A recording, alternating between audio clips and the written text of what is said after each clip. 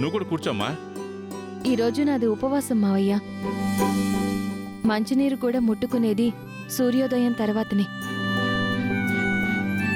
ఇన్ని బాధల్లోనూ కష్టాల్లోనూ పద్ధతులు తప్పవు. వాటికి కట్టుబడి ఉన్నంతకాలమే మనం మనలా బతకగలం మావయ్య. మీరు తినండి.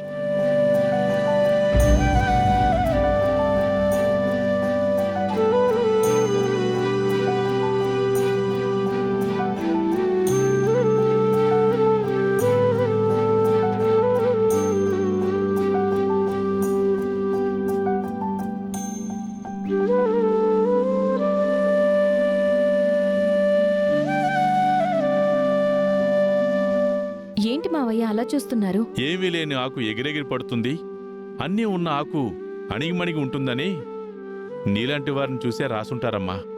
ఏమంటున్నారు మావయ్య?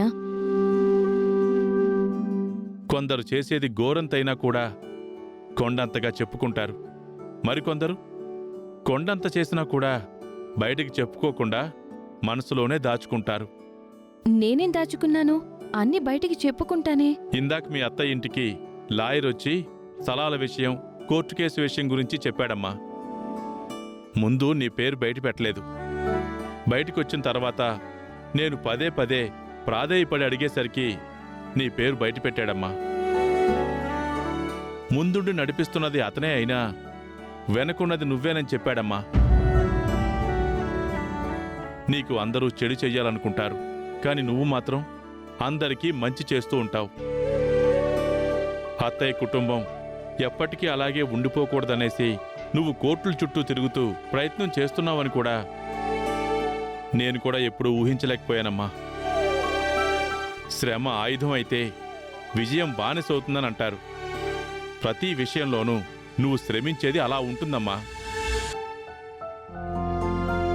నువ్వు గెలవడంలో ఓడిపోతావు గాని ప్రయత్నించడంలో ఎప్పుడూ ఓడిపోవడం లేదు. నా దృష్టిలో గొప్ప ప్రతీకారం ఏంటంటే అవమానించిన వారికి, అవహేళన చేసిన వారికి మనం విజయం సాధించి చూపించడమే.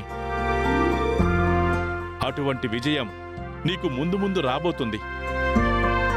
ఇంత మంచి మనసున్న నిన్ను నీ అత్త, నీ భర్త అర్థం చేసుకోవడం లేదు. అదే బాధగా ఉందమ్మా. నేనైతే సంతకం పెట్టొచ్చాను కానీ అంతటికీ కారణం నువ్వేననేసి వాళ్ల ముందు చెప్పుకోలేకపోయాను.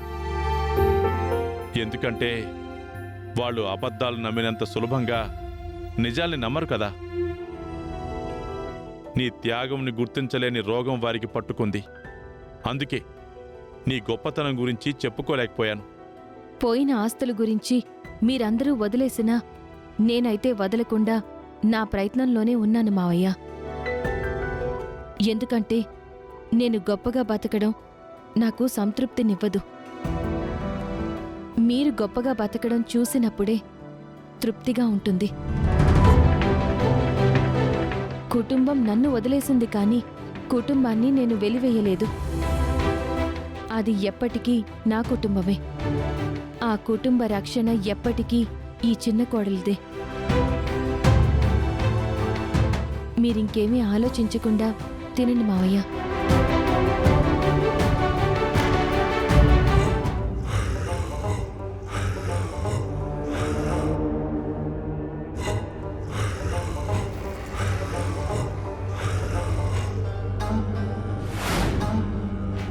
స్వామి, నేను చెప్పిన విధంగా మీరు పూజలు చేసుకుంటున్నారా?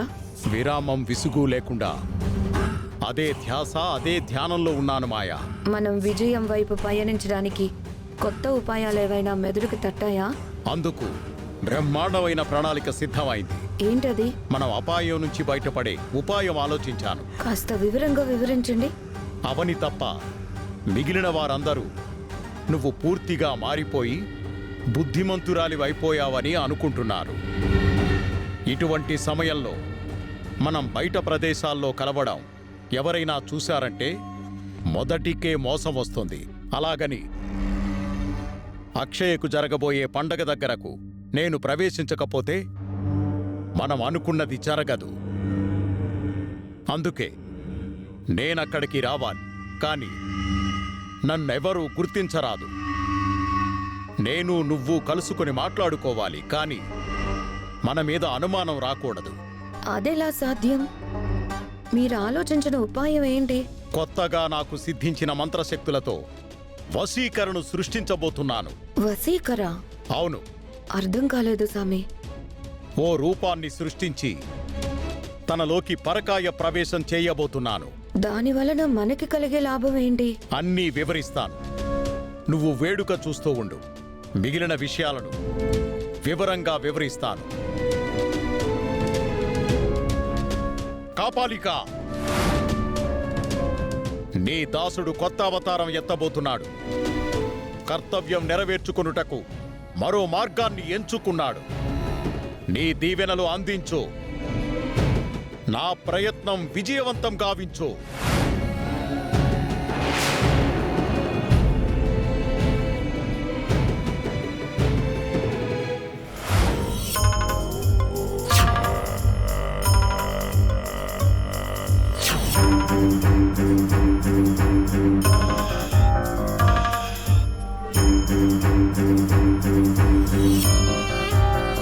ఇదే నా సృష్టి.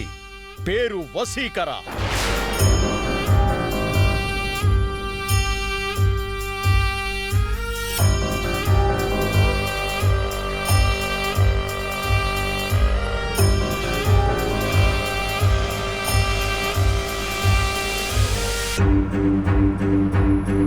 మాయా, ఇక నుంచి నేను వశీకరగా ఈ రూపంతో నీకు అందుబాటులో ఉంటాను.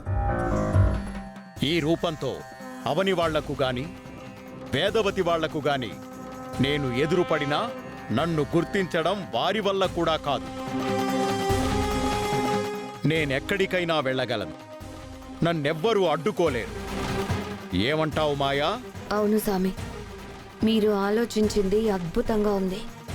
ఈ వేషంలో మీరు ఏమైనా చేయగలరు. ఇక నుంచి నువ్వు నీ గురువుతో మాట్లాడినట్టు మాట్లాడవలసిన అవసరం లేదు. వశీకరగా సదా నీ సేవలో నీకు అందుబాటులో ఉంటాను. మరి మీ గొంతు? రూపం మారింది, గొంతు మారకుండా ఉంటుందా?